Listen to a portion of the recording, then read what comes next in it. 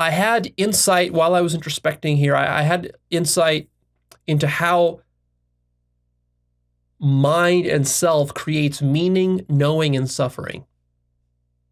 I actually was able to see how my mind was creating it. And that was extremely valuable. It's very valuable to see that because usually in your normal state of consciousness, you can't see that. And on psychedelics, you can see some of that, but I would say psychedelics take you in a slightly different direction. There is something unique, some unique insights and realizations I got from ketamine that I did not get from over 150 trips on classic psychedelics, many of which were amazing and way more profound than this ketamine trip. So it's not that this ketamine trip was like my deepest trip or my highest awakening or anything like that. It wasn't. I've had much higher awakenings and God realizations and mystical experiences through other chemicals. But ketamine had a unique enough flavor profile that it highlighted certain flavors of consciousness and awakening and this whole spiritual work and how my psyche worked. It hits on certain notes that classic psychedelics don't hit on at all or hit on indirectly. And I'm not saying here that you couldn't realize many of these things that I'm talking about on some other chemical or some classic psychedelic. You probably could realize any of these things on almost any psychedelic. The issue is sort of like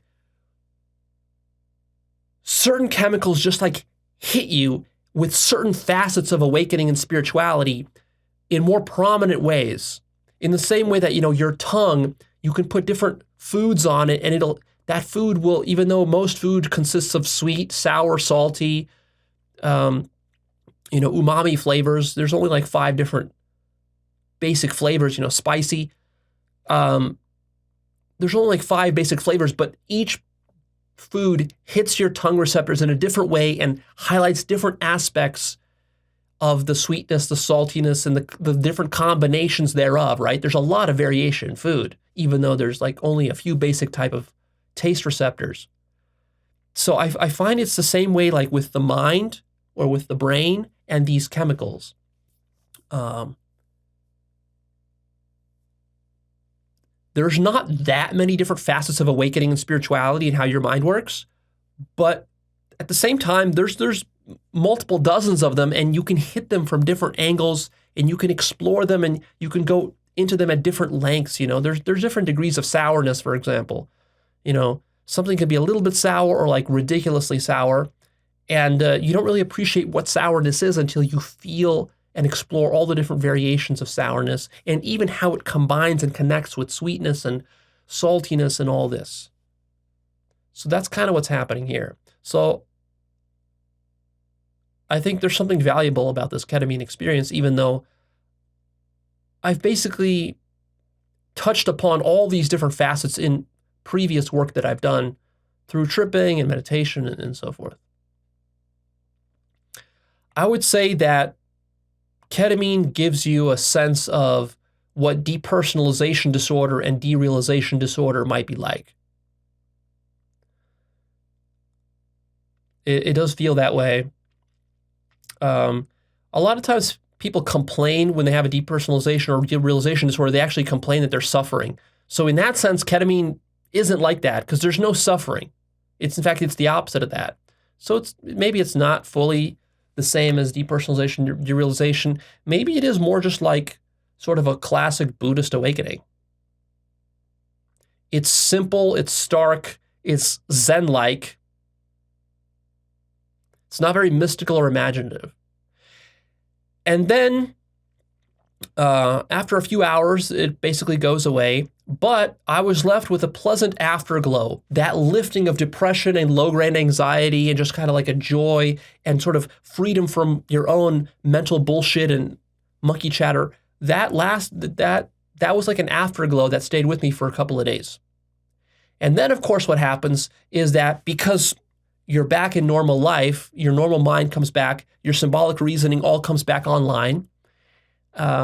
after your trip. And then, of course, you're in the middle of life and you're faced with emails you got to answer, taxes you got to do, chores you got to do, business problems, relationship problems, family problems, career problems, money problems, sexual problems, right? All this, it all comes flooding back. And then your mind just goes back into survival mode, and it's thinking about how to handle all this stuff. It's like you're juggling balls, juggling 10 different balls, surviving. And then very quickly you fall right back into your old habits. And if you're not careful, you're just going to fall right back into them, and you're going to recreate your depression, you're going to recreate your anxiety by how your mind is attaching and projecting meaning onto everything in the world, because that's part of your survival process. And so what was very valuable to me about ketamine is it showed me just like the connection between how my mind is thinking about certain things in the future, the meaning it's attaching to that, and then how that's coming back to bite me in the ass with some low-grade form of suffering, anxiety, fear, sadness, disappointment, frustration, and then how that cycle is perpetuating itself. And furthermore, where that all came from, it's like, oh, I can go back into my childhood and I can see that, oh, this is just like a survival strategy that I learned back when I was at school. I learned to handle life this way and to think this way about this thing. And then if this happens, then I look at that negatively. And if that happens, I look at it positively. And then like you learn how to basically psychically survive. You learn how to survive as a mind when you're a kid, and then those habits just get ingrained over decades, and then you're just executing them spontaneously without even thinking about them. And so the real work in personal development and spiritual growth is to see that and then change those habits, which of course is a much bigger thing. And ketamine will not simply change all that for you. It's not going to fix everything for you. It's not some magic pill. But the thing is that most people have no idea that this is even happening. They don't even know that where their suffering is coming from. They don't see, and they won't even believe you when you tell them that your suffering is created by your own mind. They don't believe it. They really think their suffering is coming from some external problem in the world. Like, Leo, I'm suffering because my dad is an asshole, or I'm suffering because my girlfriend's a bitch, or I'm suffering because she cheated on me, or I'm suffering because I don't have enough money. That's not why you're suffering. You're suffering because of how your mind is attaching meaning to those things and constantly thinking about those things, ruminating negatively about those things, and you're not conscious of that whole process, and you don't know how to stop. You don't know how to stop it, and this is how you're surviving. Literally, your physical survival depends upon the meanings you're attaching and the sort of augmented reality that your psyche has created to survive as that particular psyche that you identify as. That's the true cause of your suffering. So if you're one of these people who is into spiritual work because you really want to escape suffering, and hey, a lot of Buddhists frame spirituality in this way. Buddha himself probably did, I think, is, the point of spirituality is to escape suffering. Well, if that is truly why you want to pursue spirituality, and you're pursuing my work and awakening in God because you think it's going to free you from suffering, and that's what you care about most because you're in such a deep state of suffering, this is for you. And I don't just mean that you should do a bunch of ketamine. What I mean is that maybe do a little ketamine and then notice the actual structure that is creating your suffering. Become conscious of that, and then go about the difficult work of correcting those habits. And that's how you can escape your suffering.